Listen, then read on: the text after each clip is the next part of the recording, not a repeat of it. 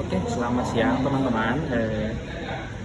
Saya di sini Wahyu Widi Kusuma dalam tugas UTS SPSS. Kami di sini membuat YouTube untuk menjelaskan materi kami, yaitu materi korelasi. Saya dengan rekan saya yang bernama Erlangga ingin mempresentasikan kelompok ini di materi korelasi ya. Oke, untuk yang pertama mungkin saya akan menjelaskan pengertian dan tujuan korelasi. Korelasi adalah keeratan antara variabel menurut Kamus Bahasa Besar Indonesia atau KBBI. Arti korelasi adalah hubungan timbal balik atau sebab akibat secara sempit. Korelasi artinya suatu hubungan. Dalam suatu statistik, korelasi merupakan ukuran hubungan linear antara dua variabel. Tujuannya adalah mengukur keeratan hubungan antara dua variabel X dan Y. Oke, baik teman-teman, saya rekan dari Wahyu Widya Kusuma yang akan menjelaskan tentang korelasi, bagaimana cara menggunakan korelasi ke dalam SPSS. Yang pertama, teman-teman jangan lupa memasukkan datanya terlebih dahulu ke dalam SPSS. Lalu teman-teman di atas variable view itu ada analyze. Ketika teman-teman sudah mengklik analyze, di bawah itu ada non parametric test. Teman-teman klik di situ. Habis itu ada legacy dialog. Teman-teman juga klik di situ. Dan yang terakhir ada one sample KS. Diklik.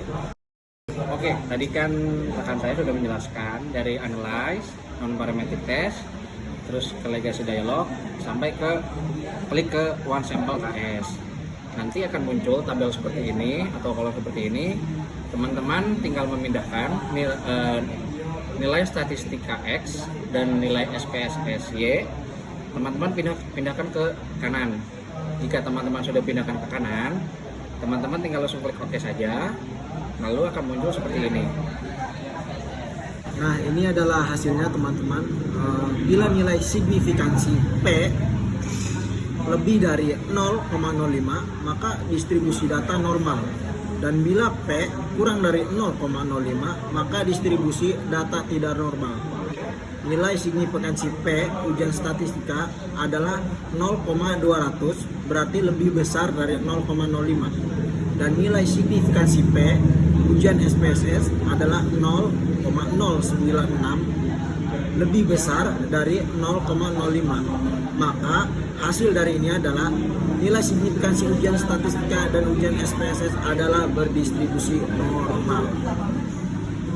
Oke, baik teman-teman, karena dosen kita ini meminta kita untuk per kelompok itu mempresentasikan dan memilih daerah mana di Indonesia yang akan menjadikan tema di presentasi kami. Kebetulan kami memakai daerah Kalimantan yang sangat terkenal dengan suku Dayaknya. Mungkin di sini saya akan menjelaskan terlebih dahulu sejarah suku Dayak di Kalimantan ya. Oke, orang Dayak adalah penduduk asli pulau di Kalimantan. Dayak menjadi istilah umum untuk 200 sub kelompok lebih etnis suku yang umumnya tinggal di sungai atau pegunungan pedalaman bagian selatan dan tengah pulau Kalimantan. Menurut Lindblad, kata Dayak berasal dari kata Daya dari bahasa Kenya yang berarti hulu sungai atau pedalaman. Kita next ya. Oke, ini adalah sosok Panglima Jila. Panglima Jila ini atau Pangalangok Jila memiliki nama lengkap Agustinus Jila. Putra asli suku Dayak ini terkenal sebagai tokoh adat di Kalimantan. Lahir pada 19 Agustus 1980 di Desa Sambora, Toho, Kabupaten Mempawah, Provinsi Kalimantan Barat. Panglima Jila atau Pangalangok Jila memiliki nama lengkap Agustinus Jila.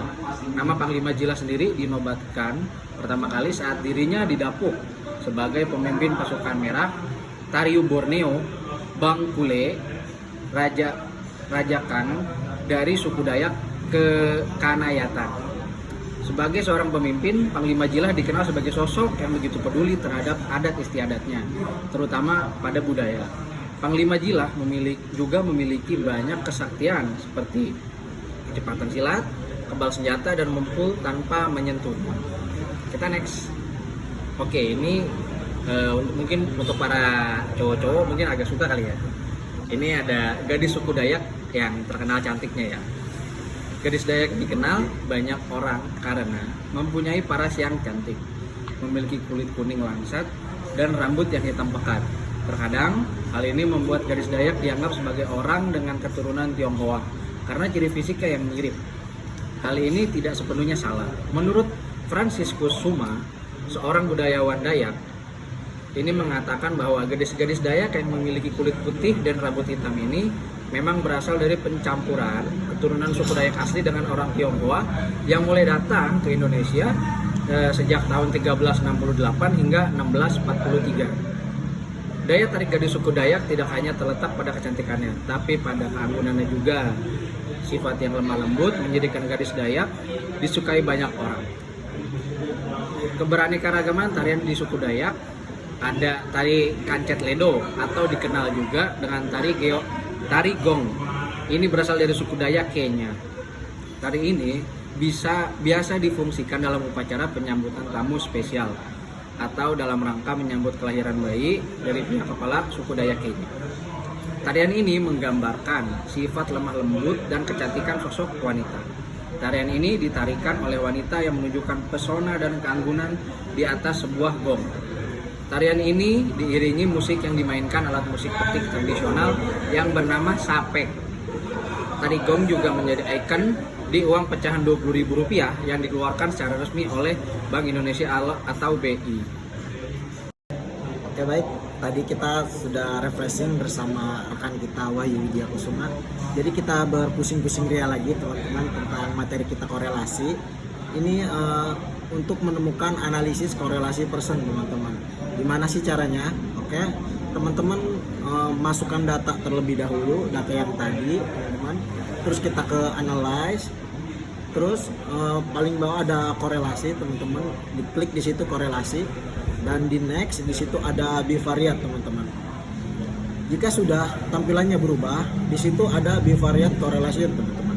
Jadi nilai statistika sama nilai SPSS dipindahkan keduanya di variabel teman-teman, dan jangan lupa untuk korelasi koefisien dicentang di situ di version. Untuk test of significance itu ada two tile teman-teman, dan di bawahnya juga bisa dicentang ada flag signifikasi teman-teman. Jika sudah teman-teman bisa ke option apakah sudah. Jika sudah, di situ ada means dan standar deviasi, bisa diklik di situ teman-teman, dan di bawahnya juga ada missing values, di klik juga sama teman-teman. Ketika sudah, nah ini adalah hasilnya teman-teman, yaitu person correlation. Oke, jadi untuk hasilnya teman-teman H0 ditolak dan H1 diterima. Jadi ada hubungan positif dan signifikan antara nilai ujian dengan nilai ujian SPSS. Makin tinggi nilai ujian statistika, maka makin tinggi juga nilai ujian SPSS. Jadi untuk dalam bahasa psikologinya teman-teman, berarti ini dapat berarti bahwa kemampuan statistika yang lebih baik dapat meningkatkan kemampuan seseorang dan menganalisis data dan mengambil keputusan yang lebih akurat dan relevan. Oke teman-teman, kembali lagi dengan saya Widya Kusuma. Tadi kan rekan saya sudah menjelaskan, kita kembali lagi dan saya bawa untuk refreshing terlebih dahulu ya, agar tidak terlalu kaku mempelajari FPSS dari tema yang kami bawakan ya. Oke, di sini pertama, kenapa sih harus Kalimantan? Menurut saya karena Kalimantan mempunyai banyak tempat wisata yang indah, seperti yang pertama, Pulau Derawan. Kepulauan Derawan adalah kepulauan yang berada di Kabupaten Berau, yang berada di Kalimantan Timur. Di kepulauan ini terdapat sejumlah objek wisata bahari yang menawan. Salah satunya Taman Bawah Laut yang diminati wisatawan mancanegara, terutama para penyelam kelas dunia. Jadi teman-teman harus bangga nih dengan Kalimantan menjadi salah satu pilihan destinasi daripada turis-turis dari luar negeri nih. Oke, yang kedua ada Pasar Terapung Lok Baintan. Pasar terapung biasanya telah dimulai sejak pukul 5 dini hari dan berakhir pada pukul 9 pagi. Dan bukanya sendiri hanya pada hari Sabtu dan hari Minggu saja. Komoditas yang dijual umumnya adalah hasil buminya mereka sendiri. Pedagang dan pembeli menjadi satu di sungai yang saat itu sedang subur tanaman eceng gondok. Jadi teman-teman kalau misalkan memiliki destinasi ke Kalimantan, terus teman-teman mau ke pasar terapung Lok Baintan nih, teman-teman harus tahu dulu kalau dia itu hanya buka di hari Sabtu dan hari Minggu. Tapi ingat, jamnya ada dari jam 5 pagi sampai jam 9 pagi aja. Oke. Yang pertama, terus yang kedua, ada apa aja sih di Pulau Derawan? Di Pulau Derawan ini kita bisa melakukan island hopping, seharian mengunjungi Pulau Sangkalai, Pulau Kakaban, Pulau Maratua, dan singgah ke beberapa tempat menarik lainnya seperti di Gunung Pasir, Gua Halo Tabung. Pulau Derawan juga memiliki banyak keanekaragaman hayati yang sangat besar. Kepulauan Derawan juga memiliki 872 jenis ikan kerang, 507 spesies karang, dan invertebrata, termasuk spesies yang dilindungi, 5 spesies kerang raksasa, 2 kura-kura laut, kepiting atau coconut crab, dan lain-lain. Kampung Pulau Derawan juga memiliki prospek untuk dijadikan untuk perikanan sehingga sangat memungkinkan untuk menjadi kampung yang mandiri, dan sebagai contoh kampung lain yang berada di Kecamatan Pulau Derawan. Kampung Pulau Derawan juga merupakan penghasil ikan kerapu dan juga udang. Terus ada apa aja sih di pasar terapung Lok Baintan? Di pasar terapung ini para pedagang menjajakan dagangannya dengan menggunakan perahu yang dikenal juga jukung. Di sini kita dapat membeli berbagai macam hasil perkebunan dan pertanian juga. Terdapat dagangan yang lainnya seperti pakaian, ada kue, ikan, dan juga dapat menemukan makanan khas Banjar yaitu soto Banjar. Berbeda dengan pasar lainnya, pasar terapung Lok Baintan masih menggunakan sistem barter yang seakan mengajak kita untuk flashback ke masa lalu. Berkat keunikan tersebut, pasar terapung Lok Baintan dinobatkan sebagai warisan budaya tak benda Indonesia pada tahun 2016. Oke, baik teman-teman, setelah teman-teman refreshing, marilah kita berpusing-pusing ria kembali. Mari kita ke serunya masih sama dengan yang tadi caranya teman-teman, tetapi ini hanya datanya saja yang berbeda teman-teman. Kita kembali lagi kayak yang tadi teman-teman. Teman-teman jangan lupa memasukkan datanya ke SPSS. Ketika teman-teman sudah, kita klik analyze lagi teman-teman. Terus ada environmental test, habis itu ke legacy dialogues dan ke one sample KS seperti yang tadi teman-teman. Oke, setelah tampilannya one sample Kolmogorov teman-teman, silakan pindahkan IQ, EQ dan prestasi ke tes variabilis. Ketika sudah di bawah ada tes distribusi, teman-teman centang di situ normal, diklik ya teman-teman. Ketika teman-teman sudah, ini adalah hasilnya teman-teman. Untuk hasil data ini adalah nilai P taraf kecerdasan adalah 0,080 lebih besar dari 0,05. Terus kecerdasan emosional adalah 0,200 lebih besar dari 0,05. Dan prestasi kerja 0,200 lebih besar dari 0,05. Data taraf kecerdasan emosional dan prestasi kerja berdistribusi normal. Hai guys, kita kembali lagi ya. Aku di sini akan menjelaskan makanan-makanan yang ada di Kalimantan. Kita refreshing kembali ya. Saya sebagai Widi Kusuma yang akan membawakan teman-teman untuk mengetahui makanan apa aja sih yang ada di Kalimantan. Oke, yang pertama itu ada sotong pangkong. Sebutan sotong pangkong berasal dari bahasa Melayu dari kata sotong yang berarti jenis ikan mirip cumi-cumi dan pangkong yang berarti memukul. Seperti namanya aja, bahan bakar dari sotong pangkong berasal dari cumi-cumi yang telah dikeringkan dengan cara dijemur. Biasanya masyarakat Pontianak menyantap sotong pangkong dengan kuah sambal kacang atau sambal pedas manis sebagai cocolannya.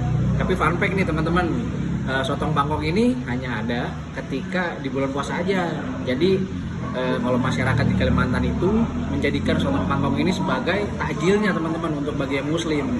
Jadi kalau di hari-hari biasa mungkin tidak akan banyak ya yang menjual soto mangkok ini di jalan-jalan, karena ketika Ramadan baru para pedagang ini mendagangkan sotong mangkok itu sebagai takjil untuk masyarakat di Kalimantan.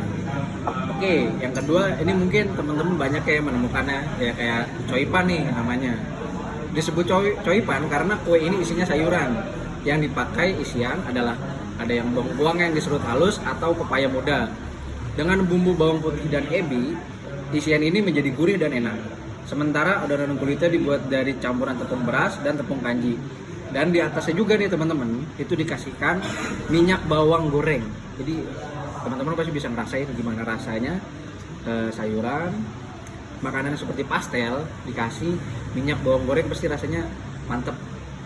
Oke, kita next. Oke teman-teman, kita kembali berpusing-pusing ria kembali teman-teman. Oke, kita ke cara yang tadi sebenarnya teman-teman, ke analisis korelasi person. Di situ ada analyze, masih dengan data yang sama teman-teman, ke korelasi, ke bivariat. Apakah tampilan dari laptop teman-teman sudah berubah? Ketika sudah berubah, kita masukkan IQ, EQ, dan prestasi ke variabel teman-teman. Dan jangan lupa di bawahnya ada version, itu diklik, ada total juga diklik, sama flag significance correlation diklik juga. Soalnya biasanya ada laptop yang ketiganya itu nggak otomatis keklik sendiri teman-teman. Terus teman-teman ke option, di situ ada means and standard deviasi. Teman-teman bisa diklik di situ, dan missing values juga ada exclude cache per wish. Di situ diklik sama teman-teman. Oke, next, ini adalah hasilnya teman-teman. Oke, untuk hasil dari data ini teman-teman, korelasi taraf kecerdasan EQ dengan kecerdasan emosional EQ hubungan 0,787 dan P sama dengan 0,787 lebih besar dari 0,05. Berarti HO diterima dan H1 ditolak. Artinya tidak ada hubungan antara taraf kecerdasan dengan kecerdasan emosional. Makin tinggi taraf kecerdasan, belum tentu makin tinggi juga kecerdasan emosional. Sebaliknya, makin rendah taraf kecerdasan, maka belum tentu juga makin rendah kecerdasan emosional. Dan korelasi taraf kecerdasan dengan prestasi kerja diperoleh R sama dengan 0,597 dan P sama dengan 0,211 lebih besar dari 0,05. Berarti HO diterima dan H1 ditolak. Artinya tidak ada hubungan antara taraf kecerdasan dengan prestasi kerja. Maka makin tinggi taraf kecerdasan belum tentu makin tinggi prestasi kerja. Sebaliknya, makin rendah taraf kecerdasan belum tentu makin rendah prestasi kerja. Jika dalam psikologi teman-teman, hasil ini dapat digunakan untuk memahami bagaimana seseorang mempengaruhi prestasi kerja dan kecerdasan emosional secara lebih dalam. Misalnya, hasil ini dapat membantu dan mengembangkan strategi pengajaran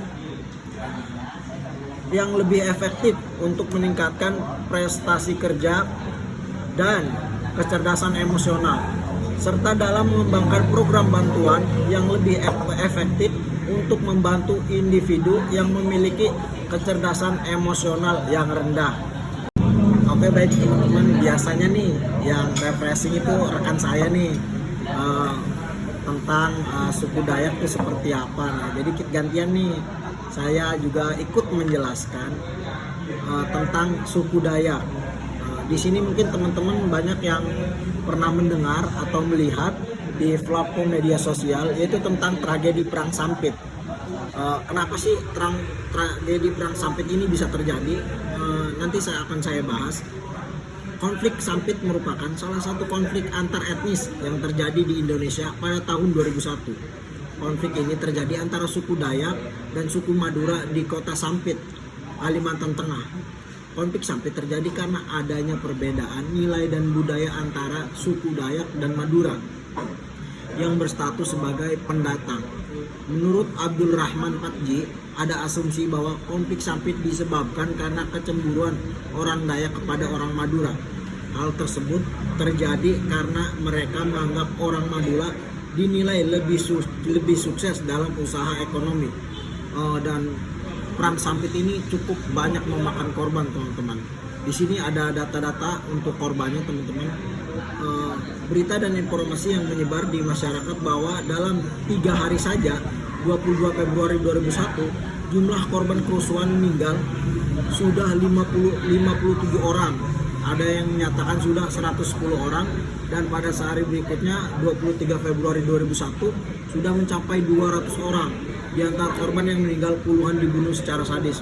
Begitu sadis sekali, teman-teman, perang Sampit ini. Semoga saja tidak terjadi lagi, teman-teman. Cukup di tahun 2001 saja. Dan mungkin dari teman-teman juga banyak mengenal sosok Ida Dayak yang terkenal sekali, dapat menyembuhkan patah tulang. Mungkin teman-teman pernah melihat di sosial media, entah itu di Facebook, entah itu di TikTok atau Twitter, di IG. Tapi teman-teman juga belum mengetahui sosok Ida Dayak ini siapa sih dan seperti apa. Nah, maka akan saya jelaskan siapa sih sosok Ida Dayak tersebut. Oke, belakangan ini sosok wanita bernama Ida Dayak tengah menjadi perbincangan. Ia tengah viral di media sosial karena dipercaya bisa mengobati penyakit dalam sekejap. Perempuan bernama asli Ida Andriani ini lahir di Pasir Belengkong, Kabupaten Pasir, Kalimantan Timur, 3 Juli 1972. Namanya mencuat di banyak pemberitaan akhir-akhir karena pengobatan alternatif yang dia gelar menarik perhatian banyak masyarakat hingga terjadi kemacetan panjang. Disebut Ida Dayak karena saat mengobati pasiennya, dia selalu mengenakan pakaian dan aksesoris khas suku Dayak. Meski tak ada bukti medis, dia disebut bisa menyembuhkan sebagai keluhan atau penyakit mulai dari keseleo, patah tulang yang saya bicarakan tadi, teman-teman, salah urat, hingga penyakit berat seperti stroke. Teman-teman, sebelum kita closing dari materi korelasi yang kita presentasikan, kayaknya enaknya kita pantun dulu kali ya. Betul sekali, teman-teman. Tetangga baru namanya Maman, Punya anak namanya Dadan. mohon maaf jika ada kekurangan. Jika ada lebihnya, tak usah dikembalikan. Kami dari kelompok 6 yang sudah mempresentasikan materi korelasi, kami pamit ya. Semoga teman-teman bisa mengerti dari materi yang kita berikan. Dan terima kasih juga untuk Pak Denny sebagai dosen SPS kita. Terima kasih banyak sudah memberikan yang terbaik untuk kita. Terima kasih. Terima kasih. Terima kasih. Dadah. Pamit, teman-teman.